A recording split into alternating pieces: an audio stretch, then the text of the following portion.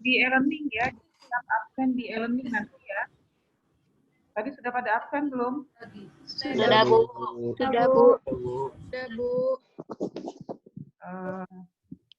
Abi sudah bergabung? Belum?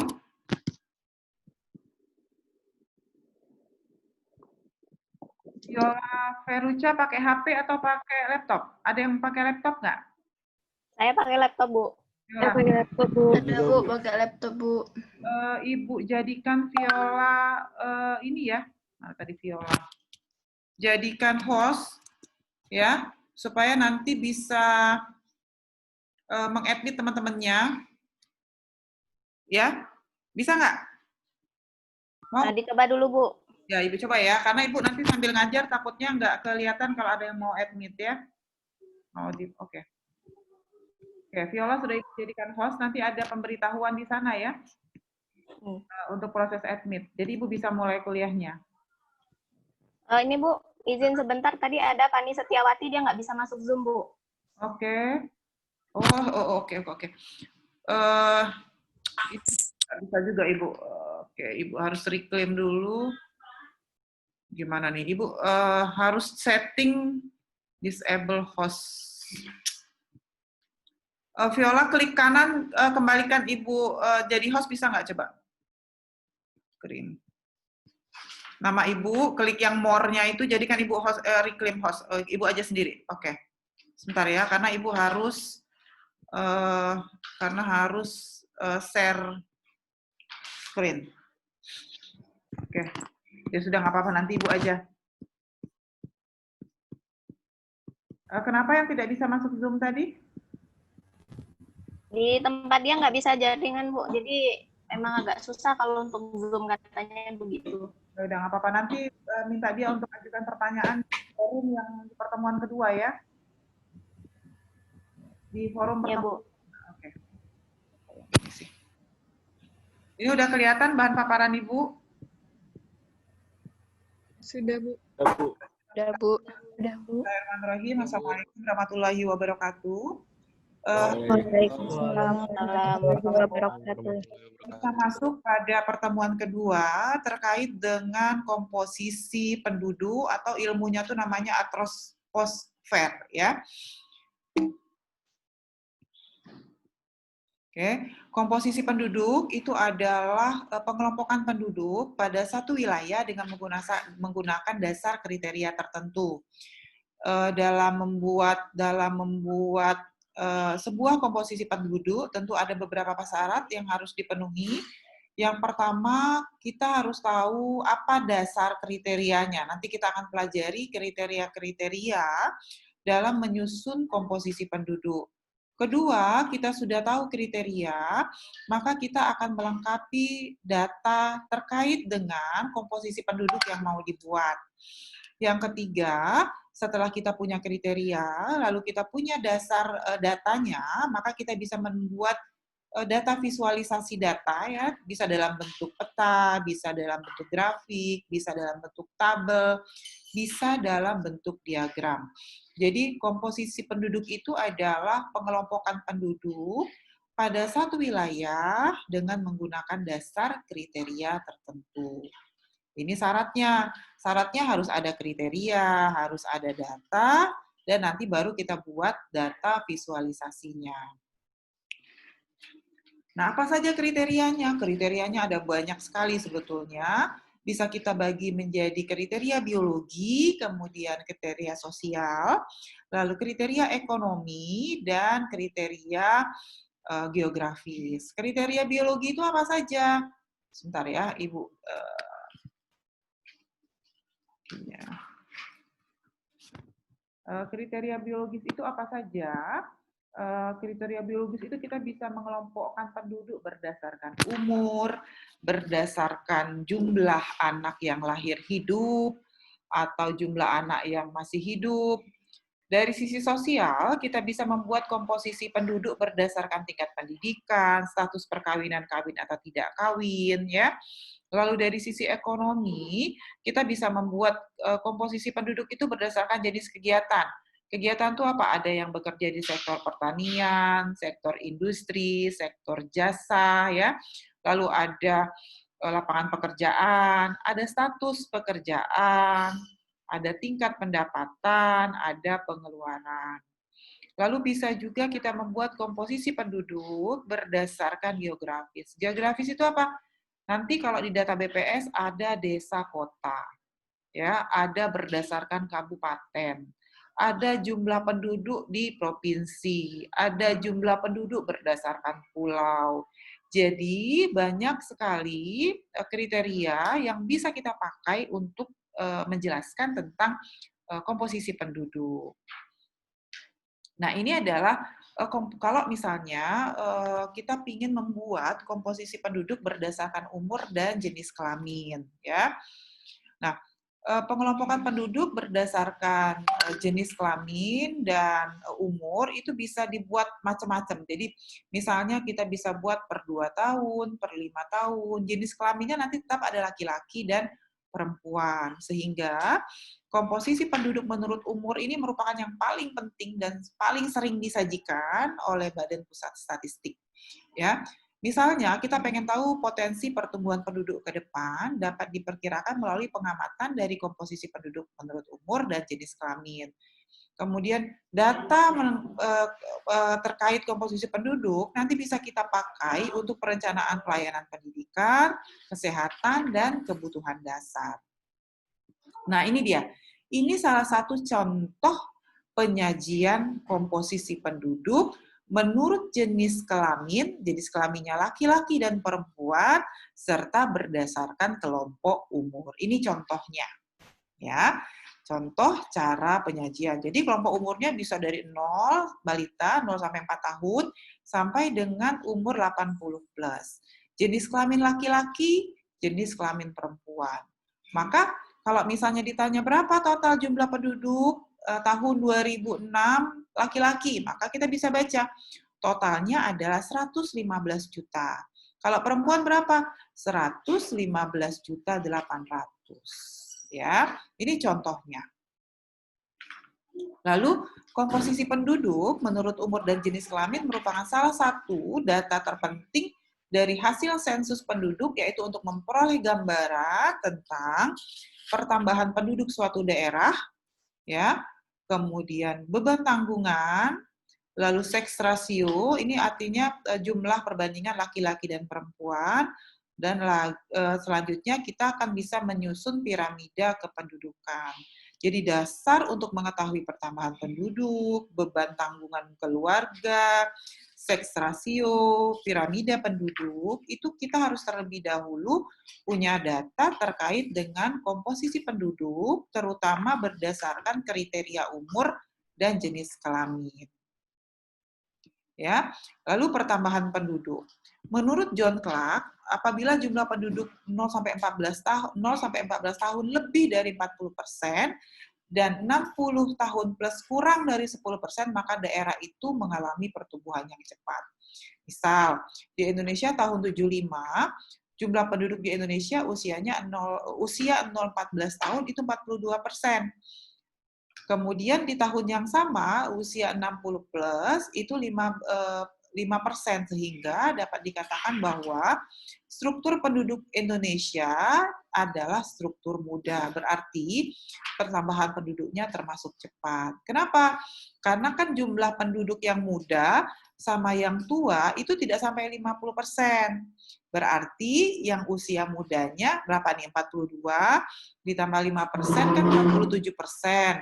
Berarti jumlah penduduk usia produktifnya itu 53%. Makanya dia termasuk pertumbuhan penduduk cepat dan strukturnya adalah struktur penduduk muda. Nah, lalu terkait dengan komposisi penduduk, kita juga akan bisa menghitung tingkat ketergantungan. Dependensi rasio ini adalah tingkat ketergantungan. DR itu dihitung dari jumlah penduduk umur tidak produktif dibagi dengan jumlah penduduk usia produktif. Yang tidak produktif tadi mana? Yang muda, yang masih balita tadi, yang masih usia tidak produktif ditambah dengan yang tua. Dibagi dengan jumlah penduduk usia produktif, biasanya 15 sampai 64 tahun. Ya. Maka dari ini contoh, misalnya di Indonesia pada tahun 1980 terdapat penduduk usia 0 sampai 14 tahun itu 40 juta, 15 sampai 65 tahun adalah 55 juta, lalu lebih dari 65 tahun adalah 3,3 juta. Maka dependensi rasionya adalah 40 juta yang ini masuk sini, ditambah 3,3 juta, dibagi dengan 55 juta, dapatnya 79,21. Ya, artinya apa? Setiap 100 penduduk usia produktif itu akan menanggung 79 orang penduduk yang tidak produktif. Ya. Atau kalau kita mau kecilkan, setiap 7,9 penduduk produktif itu akan menanggung 10 penduduk usia produktif. Jadi bisa kita balik. Nah, ini adalah contoh angka dependensi rasio di Indonesia ya 2010 sampai 2035, tapi untuk 2025, 30, 35 ini sebetulnya adalah angka prediksi. Ya, jadi ini lihat ini adalah perkembangan angka ketergantungan. Rata-rata Indonesia per provinsi dan rata-ratanya di Indonesia adalah semakin lama angka ketergantungannya semakin menurun. Ya, tahun 2010 angka ketergantungannya 50,5, artinya setiap 100 orang produktif itu akan menanggung 50 orang yang tidak produktif. Atau 10 orang produktif menanggung 5 orang yang tidak produktif. Ya. Nah, ini adalah kalau kita mau cari tadi ada yang kedua seks rasio atau rasio jenis kelamin. Rasio jenis kelamin menghitungnya dengan cara jumlah laki-laki dibagi dengan jumlah penduduk perempuan. Maka kita harus punya data berapa jumlah penduduk laki-laki, berapa data jumlah penduduk perempuan. Kalau dia lebih, kan laki-laki yang di atas ya, kalau nanti rasionya lebih besar dari 100, berarti di Indonesia itu jumlah penduduk laki-laki lebih besar daripada jumlah penduduk perempuan, gitu ya. Karena kan jumlah laki-lakinya di atas. Oke, sekarang kita lihat, ini adalah data rasio jenis kelamin menurut umur tahun 971 sampai 2010. Lihat, semakin lama rasio jenis kelaminnya semakin meningkat. Jadi awalnya rasionya 97,2. Artinya apa? Ya, rasionya 97,2. Berarti jumlah laki-laki lebih sedikit daripada jumlah perempuan. Kalau semakin lama semakin naik. Di sini malah 101. Nah, kalau kita mau lihat kurvanya berdasarkan umur, lihat terjadi kecenderungan rasio jenis kelamin ya ini ada macam-macam. Ini yang merah misalnya tahun 1971, kita lihat tahun 2000 nih, ini rasio jenis kelamin berdasarkan umurnya. Berdasarkan umur maka seks rasionya akan semakin turun ya. Jadi komposisi penduduk kalau dilihat kalau kita lihat dari atas ke bawah itu terlihat bahwa makin tua, maka rasio jenis kelaminnya semakin kecil. Karena pada saat usia 0 sampai 4 tahun dia rasionya di atas 100, tetapi untuk penduduk yang sudah tua, rasionya justru di bawah 100. Dan dia sesuai dengan kurvanya, makin umurnya makin meningkat, maka rasio jenis kelaminnya makin menurun. Ya. Bisa dilanjutkan? Sebentar Bu, ini banyak kawan-kawan yang lapor belum di ACC. Oke, bentar Ibu cek.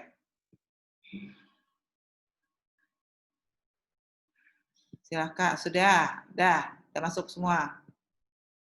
Oke. Lanjut ya.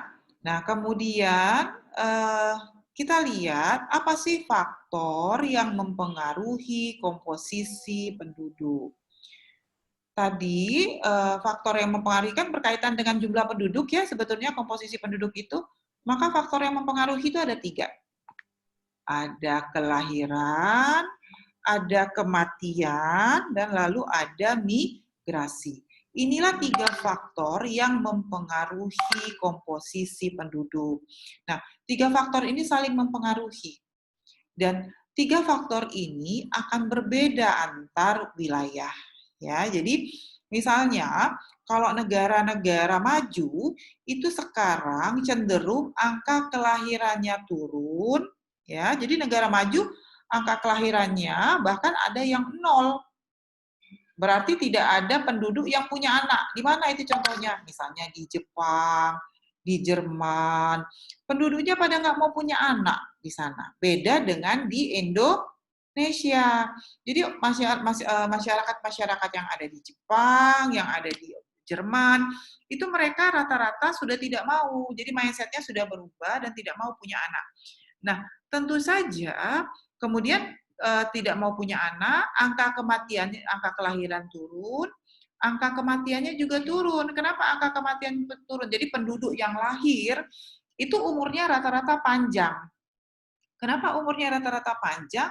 Karena pengaruh dari teknologi. Jadi ada teknologi supaya jadi penggunaan teknologi temuan obat-obatan sehingga penduduk itu cenderung menjadi lebih sehat. Kemudian pola hidupnya juga sehat sehingga umurnya menjadi lebih panjang. Itu di negara berkembang. Kalau di negara maju, maaf. Kalau di negara berkembang berbeda. Kalau di kita itu justru angka kelahirannya masih tinggi, angka kematiannya juga bahkan pada beberapa negara berkembang itu juga masih tinggi, ya. Yang ketiga, faktor yang mempengaruhi komposisi penduduk adalah migrasi. Migrasi itu apa? Ada yang tahu apa itu migrasi? Perpindahan penduduk. Oke, perpindahan penduduk. Ya. Perpindahan penduduk. Oke, kalau urbanisasi itu termasuk migrasi nggak? Masuk, Bu. Oke, kalau urbanisasi adalah perpindahan penduduk dari desa ke kota. Ya.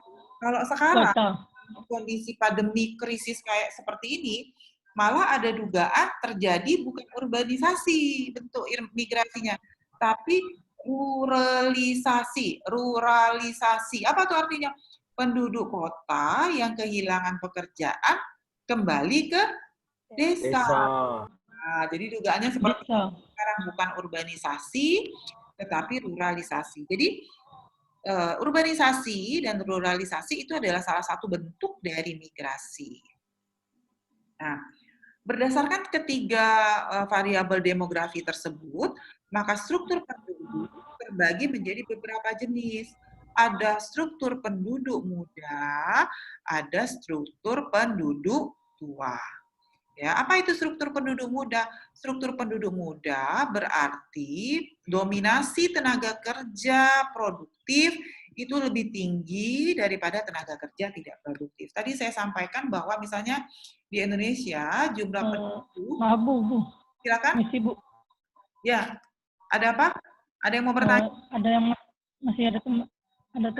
Masuk ya? Ada teman yang belum di ACC Bu katanya. Oke. Ya Bu. Sudah saya admit. Oke. Nah, sehingga udah, Bu. Ya, udah Oke, Bu. Terima kasih. Ya. bila jumlah yang terbanyak adalah kelompok penduduk berumur 15 tahun ke bawah, 35%, sedangkan penduduk 65 tahun lebih sedikit atau di bawah, maka struktur penduduknya adalah muda. Jadi dominasi penduduk di bawah 15 tahun itu tinggi. Kalau penduduk tua, jelas sebaliknya di dalam satu negara, komposisi penduduk tua jika penduduknya 35% lebih terdiri dari penduduk usia tua. Ada nggak sih negara yang mengalami struktur penduduk muda? Ada. Salah satu yang mengalami struktur penduduk muda itu Indonesia, India, Bangladesh, dan rata-rata negara berkembang. Tapi kalau struktur penduduk tua tadi yang tadi saya sampaikan, biasanya dialami oleh negara maju. Ya, negara maju, Eropa, Amerika Serikat, Jepang, yang penduduknya rata-rata saat ini sudah pada tidak mau punya anak. Nah, sementara penduduk yang masih hidup, itu karena sehat, itu umurnya panjang. Nah, makanya jadi masuk pada struktur penduduk tua. Ya. Nah, untuk menggambarkan struktur penduduk ini tadi, untuk menggambarkan struktur penduduk, biasanya kita akan menggunakan apa yang disebut dengan piramida kependudukan. Ya, jadi piramida kependudukan adalah penggambaran komposisi penduduk yang biasanya diwujudkan dalam piramida kependudukan. Jadi, piramida kependudukan adalah gambaran dari komposisi penduduk menurut umur dan jenis kelamin dan dituangkan dalam bentuk grafik. Ya, komposisi penduduk berdasarkan umur dan jenis kelamin yang digambarkan dalam piramida penduduk ini dapat menjelaskan karakteristik penduduk dalam suatu wilayah. Seperti apa sih bentuk piramida penduduk?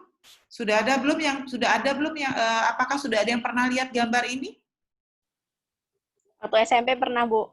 Oke, SMA juga kalau yang IPS tuh sering lihat yang seperti ini. Ya, karena dapat sering, Bu. Ya, yang IPS ya. Oke. Nah, ini adalah contoh piramida penduduk. Ya. Kenapa jadi piramida penduduk itu dibangun berdasarkan kriteria umur dan kriteria jenis kelamin. Umur yang mana? Ini yang tengah nih, umur nih. Jenis kelamin yang mana? Ini nih, ada laki-laki, ada perempuan. Inilah piramida penduduk. Saya ikutin. Lanjut ya. Nah, berdasarkan komposisi struktur penduduk, piramida penduduk itu ada 3. Ada yang penduduk muda, tadi saya sudah sampaikan kalau penduduk muda, berarti penduduk yang usianya di bawah 15 tahun itu tinggi, lebih dari 35%. Ada piramida penduduk stasioner, beberapa negara Eropa, itu piramida penduduk stasioner, karena angka kelahiran dan kematiannya sama. Ya, jadi stasioner dia. Ada yang piramida penduduk tua atau konstruktif. Artinya apa? Ya, kondisinya jumlah penduduknya rata-rata tua. Di piramida juga dicirikan dengan kelompok umur muda lebih sedikit dibandingkan dengan kelompok umur tua. Suatu wilayah yang memiliki angka kelahiran yang menurun dengan cepat dan tingkat kematian yang rendah. Apa sih bedanya kalau kita lihat dari piramida? Nah, ini dia bedanya antara ketiga piramida tadi. Mana yang konstruktif, yang ekspansif? Nih, yang ini yang ekspansif. Yang penduduk usia muda, lihat, ini kan ini umur ya di bawah ya. Ini umur, lihat yang bawahnya gendut. Kalau ekspansif itu berarti banyak penduduk usia tua, dia gendutnya di bawah. Ya. Kalau penduduk usia tua, dia yang di bawahnya malah dia cenderung yang konstruktif ya, yang penduduk lebih banyak yang tua, yang bawahnya justru lebih ramping daripada yang atas. Seperti itu. Bahkan kalau beberapa negara Eropa seperti Jerman, kalau ini kan agak nggak terlalu kelihatan bedanya, hanya yang bawahnya kecil saja ya. Kalau nanti lihat, coba nanti searching di internet, kalau Jerman itu bahkan sudah terbalik. Jadi yang besar itu yang atas. Gendutnya di atas. Kalau ini kan gendutnya di bawah. Kalau Jerman itu sekarang bahkan gendutnya sudah di atas. Kalau stasioner kayak apa? Kalau stasioner lihat cenderung tidak berubah komposisi penduduknya kalau kita lihat dari perkembangan jumlah umur. Ya, jadi cenderung dia sama semua. Itu namanya stasioner. Jadi tidak ada perbedaan detail antara tahap umur di bawah 5 tahun dengan tahap umur yang ini 25 sampai 29 tahun. Ya. Nah, ini adalah piramida penduduk Indonesia, ini tahun 2000, ini tahun 2010, ya. Tahun 2000, lihat, Indonesia itu waktu tahun 2000, nah ini, jumlah penduduk yang di bawah 15 tahunnya tuh emang agak besar, tetapi sudah mulai lebih sedikit ya, lebih sedikit dibandingkan jumlah penduduk awal-awal usia produktif. Usia produktif itu kan di atas 15 tahun, nih di atas 15 tahun.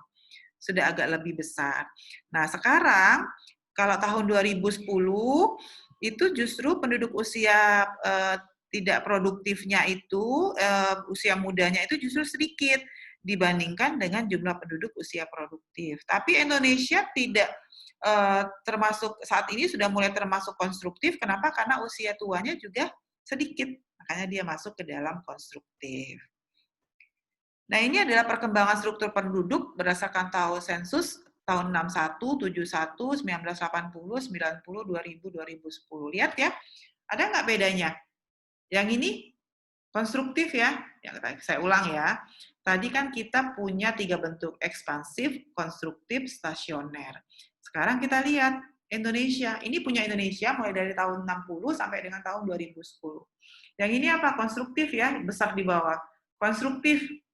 Ini sudah konstruktif, ya nggak? Ini sudah mulai, ya, sudah mulai tidak konstruktif, ya. Nah, ini juga, ini sudah mulai stasioner sebetulnya.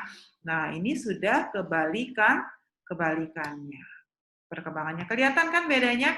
Makanya sekarang Indonesia itu banyak penduduk usia produktif. Itulah yang namanya bonus demografi. Jadi di kita saat ini banyak sekali penduduk usia produktif. Dalam kependudukan itu namanya bonus demografi. Bonus demografi bisa jadi peluang, ya, bisa jadi modal buat Indonesia, tetapi bisa juga jadi masalah jika ternyata bonus demografi itu tidak bisa dikelola dengan baik. Silakan kalau ada yang ingin ditanyakan sebelum terkait dengan materi yang Ibu sampaikan. Silakan kalau ada yang mau ditanyakan. Ayo. Silakan.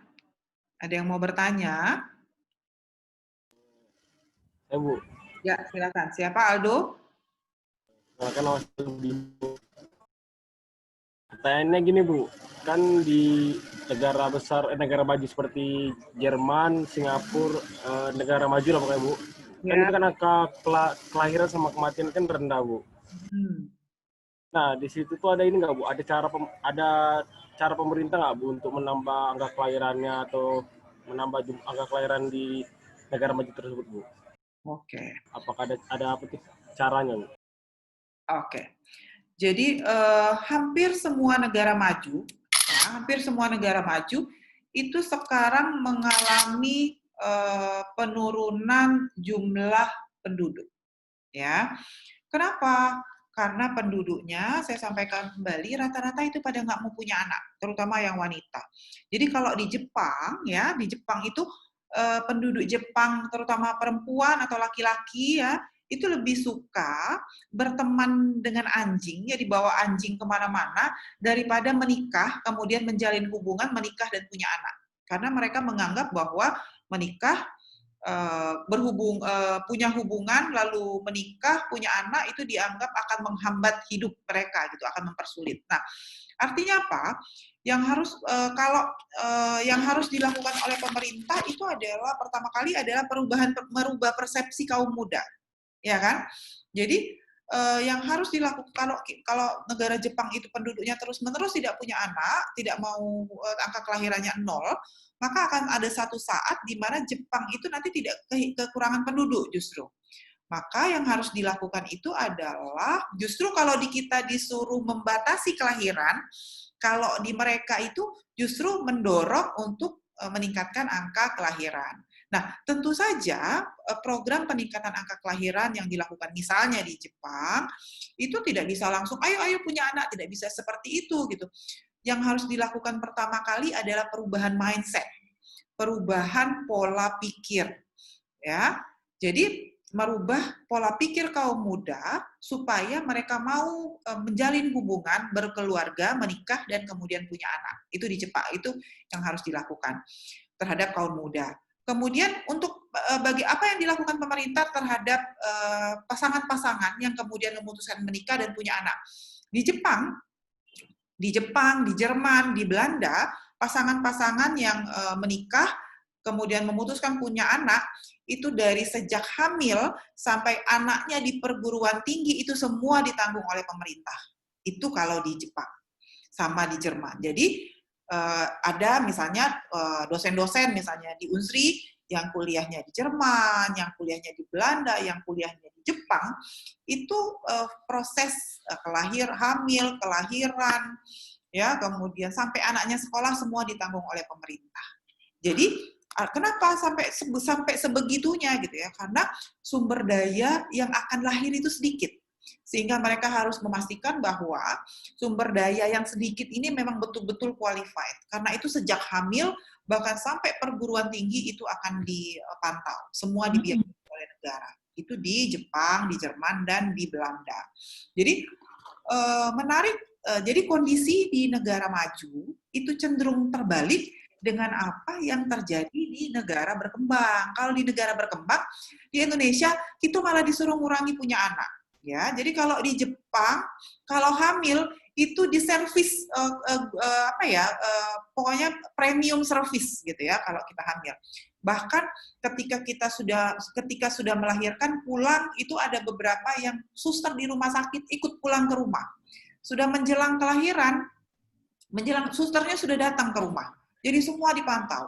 Berapa bulan sekali ibunya diperiksa. Misalnya anaknya sudah lahir, ibunya itu kalau di Jepang itu rutin diperiksa. Apakah ibunya mengalami gangguan psikologis, apakah ibunya, karena akan mempengaruhi mental si anak. Sampai seperti itu. Di Indonesia bagaimana? Wah, kita nggak sampai seperti kita, belum sampai sejauh itu. Gitu. Nah, satu yang perlu kita pahami bahwa pernah nggak sih Jepang, kemudian Jerman itu melakukan pembatasan kelahiran? Pernah. Jadi Jepang, kemudian Jerman, kemudian Belanda, Eropa lah ya, negara-negara Eropa, itu pernah melakukan program KB seperti kita. Jadi mereka kalau di Jepang, itu sejauh yang saya ketahui, mereka melakukan program KB itu 1950-an. Dampak dari program KB, pembatasan kelahiran itu baru terasa sekarang. Jadi perubahan mindset itu terjadi hampir 50 tahun. Paham nggak kira-kira? Jadi kalau kayak kita, Indonesia mungkin nggak sih mengalami apa yang dialami Jepang? Bisa saja, gitu. Tapi sekitar 30-50 tahun lagi. Artinya, nanti ketika kita masuk menjadi negara maju, maka kaum muda di Indonesia itu akan punya mindset yang sama kalau kita tidak belajar dari pengalaman negara maju. Bisa ikutin? Bisa? Sampai sini ditangkap, Aldo? Bisa. Silakan kalau ada yang mau ditanyakan lagi. Silakan, yang mau bertanya? Saya, Bu. Ya, silakan. Idham. Yo, kalau dampak negatif bonus demografi itu apa, Bu? Oke. Contohnya. Ya, baik. Bagus pertanyaannya, Idham. Aldo tadi juga bagus. Bonus demografi itu apa sih? Sudah sering ya dengar bonus demografi. Sekarang di kependudukan kita bahas. Bonus demografi itu apa sih? Bonus demografi itu jumlah penduduk usia produktif jauh lebih besar daripada jumlah penduduk usia tidak produktif. Jumlah penduduk usia produktif itu apa sih? Penduduk yang usianya 15 sampai 65 tahun. Itulah jumlah penduduk usia produktif. Nah, Indonesia akan mengalami bonus demografi itu bahkan diperkirakan sampai tahun 2030. Jadi 10 tahun ini kita akan mengalami bonus demografi. Artinya banyak yang muda. Dampak positifnya apa? Saya nggak bahas dampak positif, kita bicara positif dulu. Dampak positifnya apa? Positifnya kita punya banyak tenaga kerja yang kalau semuanya produktif, wah luar biasa Indonesia ini akan majunya seperti ya. Jadi kalau bisa dikelola dengan baik. Persoalannya, kita khawatir negara tidak siap mengelola jumlah tenaga kerja yang banyak dan berlimpah ini. Sehingga dampaknya apa? Kira-kira yang mau kerja banyak, lapangan kerja tidak ada. Apa dampaknya kira-kira? Yang mau Pengangguran. pengangguran tinggi, pengangguran dalam jangka panjang itu bisa mengakibatkan adanya kerusuhan sosial. Ya, jadi dia bisa menimbulkan adanya kerawanan sosial, keamanan, gangguan keamanan. Nah, itu yang dikhawatirkan jika kita tidak bisa mengelola bonus demografi dengan baik. Karena itu, sekarang ini pemerintah menggalakkan UMKM. Kenapa? Karena dianggap UMKM itu adalah satu bentuk usaha yang paling cepat menyerap tenaga kerja muda yang banyak ini. Makanya sekarang UMKM semua dibantu, terutama terkait dengan COVID, belum lagi ditambah dengan yang awalnya sudah bekerja karena COVID menjadi tidak bekerja. Ya kan? Jadi di kita itu bonus demografi yang memang tenaga kerja yang memang harus memang awal masuk ke pasar kerja gitu ya. Ada lagi pengangguran itu yang awalnya bekerja karena COVID kemudian sekarang menjadi tidak bekerja. Jadi bonus demografi persoalannya tuh bonus demografi sekarang plus dengan pengangguran karena COVID. Ya. Silakan ada yang mau ditanyakan lagi? Ayo. Bu. Ya, silakan. Abi ya? Jadi kan, iya Bu. Kan negara kita Indonesia kan pemerintah sudah mengasih solusi untuk membatasi keturunan dengan program KB ya Bu. Betul.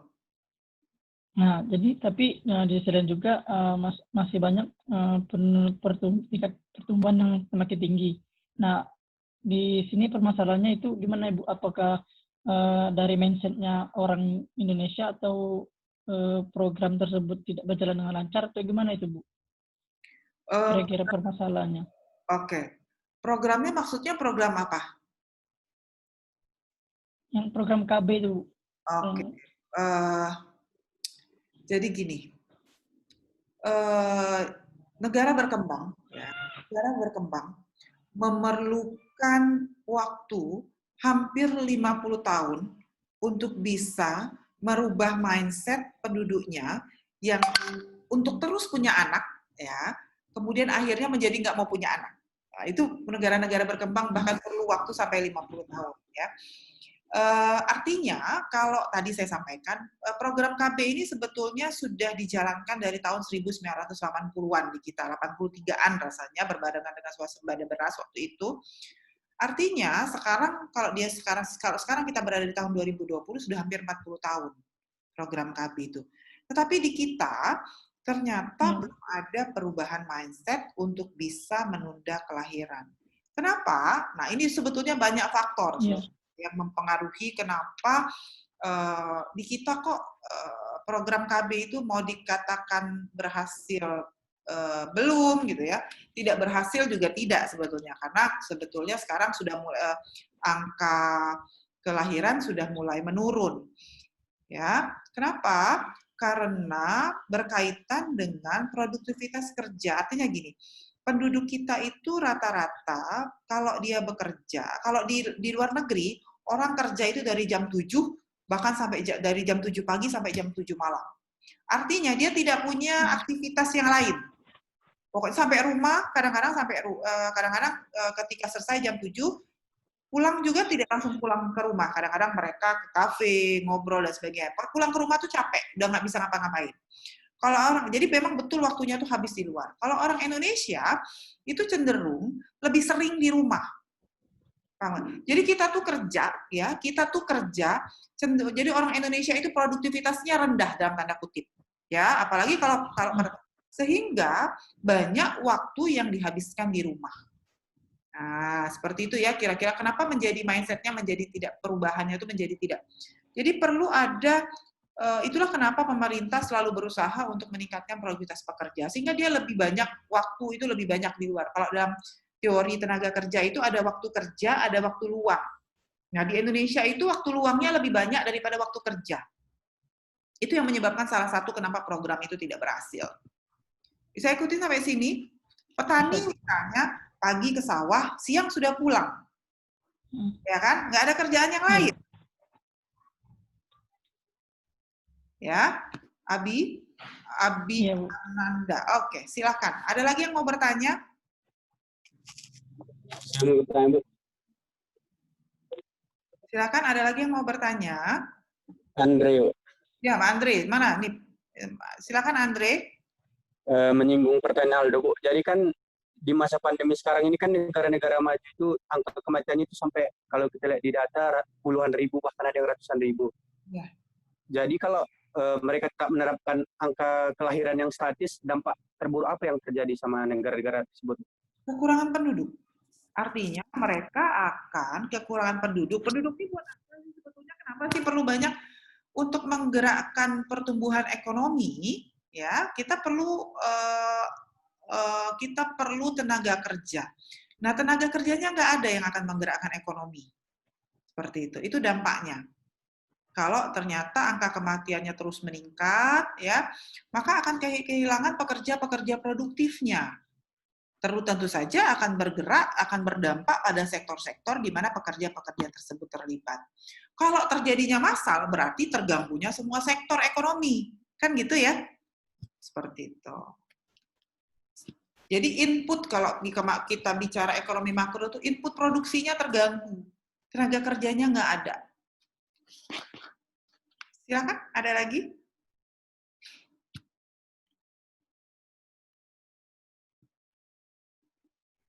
Ada yang mau ditanyakan? Lagi? Ibu matikan dulu rekaman video, karena saya ingin bicara sedikit, mungkin tidak perlu direkam ya. Stop.